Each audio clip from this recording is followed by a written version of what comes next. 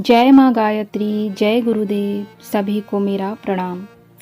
आज जीवन को परिवर्तित करने के लिए एक महामंत्र के विषय में जानेंगे। यह महामंत्र कोई और नहीं, गायत्री महामंत्र है। जानेंगे यह हमारे जीवन का कैसे कायाकल्प करती है। गुरुदेव के शब्दों में जानते हैं। जीवन का कायाकल्प। गायत्री मंत्र से आत्मिक कायाकल्प हो जाता है। इस महामंत्र की उपासना आरंभ करते ही साधक को ऐसा प्रतीत होता है कि मेरे आंतरिक क्षेत्र में एक नई हलचल आरंभ हो गई है।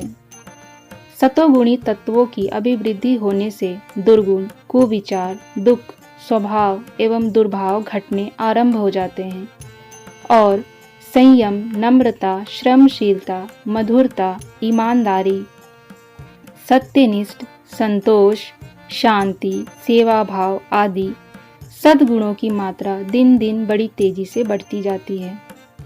फलस्वरूप लोग उसके स्वभाव एवं आचरण से संतुष्ट होकर बदले में प्रशंसा, कृतज्ञता, श्रद्धा एवं सम्मान के भाव रखते हैं और समय समय पर उसकी अनेक प्रकार से सहायता करते रहते हैं।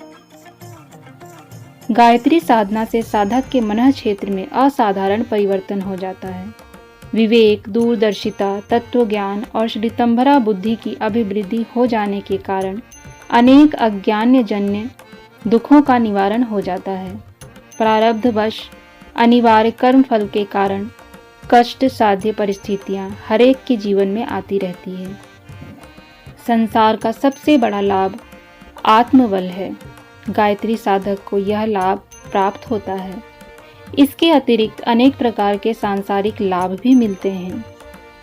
कारण यह है कि हर एक कठिनाई के पीछे जड़ में निश्चय ही कुछ न कुछ अपनी त्रुटियां, अयोग्यताएं एवं खराबियां रहती हैं।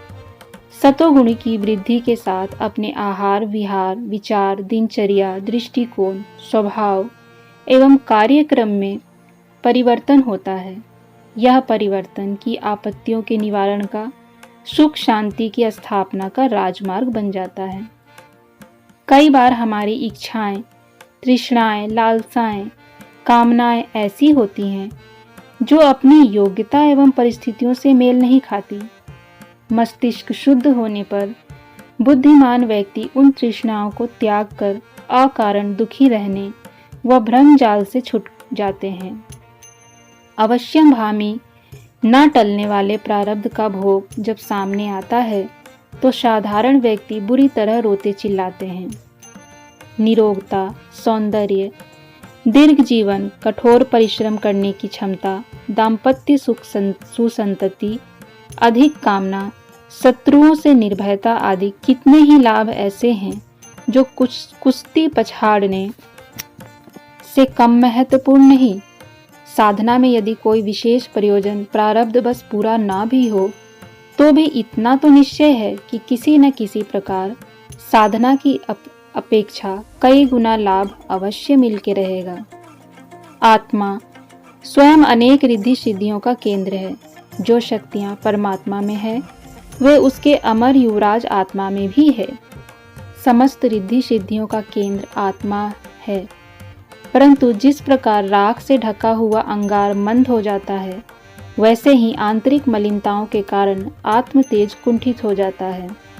गायत्री साधना से वह मलिनता का पर्दा हटता है और राख हटा देने से जैसे अंगार अपने प्रज्वलित स्वरूप में दिखाई पड़ने लगता है, वैसे ही साधक की आत्मा भी अपने रिद्धि सिद्धि समन्वित ब्रह्म तेज के साथ प्रकट होती है। योगियों को जो लाभ दीर्घ काल तक कष्ट साध्य तपस्याएं करने से प्राप्त होता है, वही लाभ गायत्री साधकों को स्वल्प प्रयास से भी प्राप्त हो जाता है। प्राचीन काल में महर्षियों ने बड़ी बड़ी तपस्याएं और योग साधनाएं करके अणिमा, महिमा आदि रिद्धि सिद्धियां प्राप्त की थी। उनकी चमत्कारी शक्तियों के वर्णन से इतिहास पुराण भरे पड़े हैं। वह तपस्या और योग साधना गायत्री के आधार पर ही की थी। अब अनेक महात्मा ऐसे मौजूद हैं जिनके पास दैविक शक्तियां और सिद्धियों का भंडार मार्ग में सुगमता पूर्वक सफलता प्राप्त करने का दूसरा मार्ग नहीं है। सिद्ध पुरुषों के अतिरिक्त सूर्यवंशी और चंद्रवंशी सभी चक्रवर्ती राजा गायत्री के उपासक रहे हैं। ब्राह्मण लोग गायत्री की ब्रह्म शक्ति के बल पर जगत गुरु थे। क्षत्रिय गायत्री के मर्म तेज को धारण करके चक्रवर्ती शासक थे। यह सनातन सत्य आज भी वैसा ही है। गायत्री माता का अंचल श्रद्धा पूर्वक पकड़ने वाला मनुष्य कभी भी निराश नहीं रहता। पंडित श्री राम शर्मा आचार्य, पूज्य गुरुदेव की वाणी।